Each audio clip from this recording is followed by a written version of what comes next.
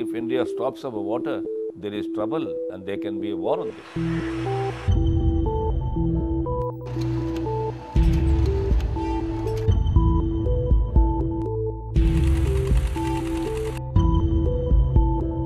The glaciers are melting very fast. What happens when the glaciers disappear?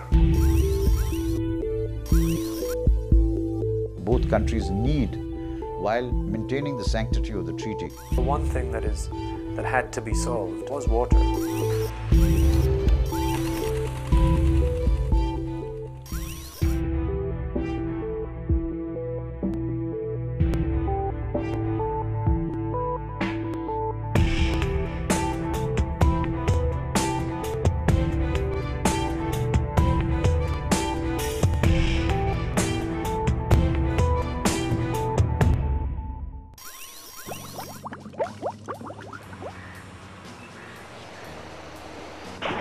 You see, the people who make policy on both sides, they have an infatuation with strategic issues like military issues, hard issues.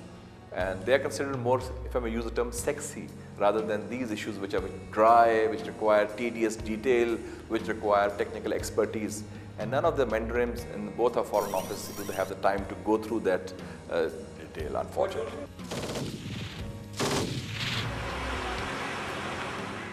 According to a UN survey, out of 200 international rivers, 70% are being shared by at least 2 countries. That, being the nature of geography, has led to approximately 1,228 water-sharing treaties signed in the last 50 years. The Indus Water Treaty is one such contractual sharing of resources between India and Pakistan.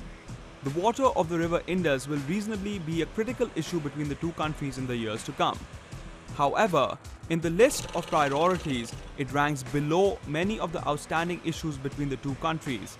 Downstream politics should not be downgraded. I think this is a life and death issue for Pakistan, for our agriculture, for the well-being of our poor people, the peasants and the farmers. And Pakistan ought to be raising this with a much stronger voice.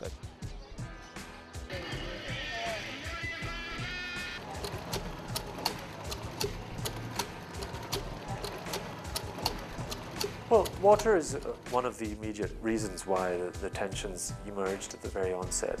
47, of course, right? Because most of our water sources come from India. But that was essentially resolved in 1960 with the treaty, right? The Indus Water Treaty. So fine, if there was suggestions that India wanted to suffocate us, which even in the 12, 13 years before the Indus Water Treaty was signed, they never did it, right? I mean, they could have, presumably, right? Let's just say they had the worst possible intentions, and they could have caused famine after famine, but they didn't. And in 1960, we sat down, as we should do more often, and resolved the issues and said, okay, you do this, and we'll get the rest of it. What happened was that India shut off water immediately after independence and partition.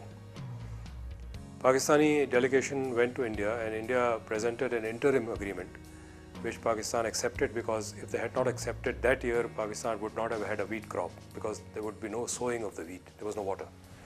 Subsequently, India used that interim agreement as the basis for the Indus Water Agreement. They said this is the agreement and this is... And what India has done actually throughout the 62 years of our relationship, and this is what India has done with other neighbouring states also, is this is our position, take it or leave it. And it has used its strength and its clout and its size to actually force agreements down everybody's throat. And this is what it did in the Indus Water Treaty. The international law says, gives space to whatever the de facto situation is, has to be protected. Now, the de facto situation was that India was drawing 8% of water from the Indus system at the time of partition. The interim agreement that it presented to Pakistan and which Pakistan accepted under duress, it took 20% of the water. Okay. And when the Indus Water Treaty was signed, they insisted on 20% as the basis for discussion. Okay. And Pakistan had no choice but to accept it. With the signing of the Indus Water Treaty, it seemed the division of water resources was essentially settled between the two countries. But considering Pakistan is a largely agricultural society, there remains a threat that India could possibly violate the sanctity of the Indus Water Covenant, hence suffocating Pakistan by shutting off the taps. Being the lower riparian, Pakistan considers itself to be at a disadvantage when it comes to utilizing the water supplies in the Indus Basin system. Coming on to, let's focus more specifically on water. Is Kashmir a lot about the water resources? For Pakistan it is. For India it is not. Why would you say that? For Pakistan it is because Pakistan has only one river, which is the Indus River, and two of its tributaries flow from India. Two of the tributaries that Pakistan has retained under the Indus Water Treaty, they actually come from India. Jhelum comes from Kashmir and Indus comes from Kashmir. And India does have the capacity of interfering with water supply, and India has actually done so, unfortunately. When? Very recently. Very recently, when it commissioned the Baglihar Dam, it actually virtually cut off water supply in the Jhelum. There was a time when all the water that was running down from the upper riparian to the lower riparian had been cut off altogether. And it required intervention by the superpowers to persuade India to let the water go.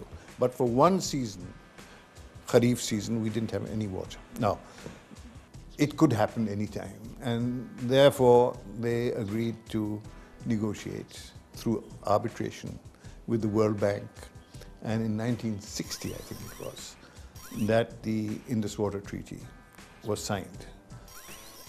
Well, I think for Pakistan it is extremely important that the sanctity of the Indus Water Treaty should be maintained. We are the lower riparians. The concerns that we have are with the usage of the water above us, in the Chenab, in the Jhelum, and so on and so forth. There are certain usages that are permitted to the Indians by the treaty. Run-of-the-river dams, for instance, can be constructed to generate power, so long as they do not hold back any water in the rivers that have been allotted to Pakistan.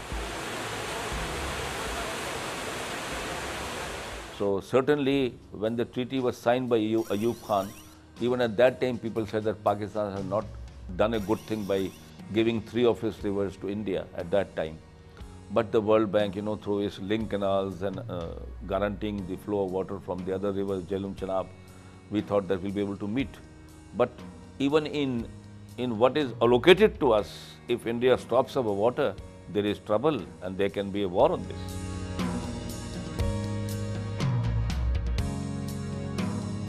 Look, I think if you believe that suddenly as lower riparians we are going to have access to more water from the upper riparian, this is a pipe dream.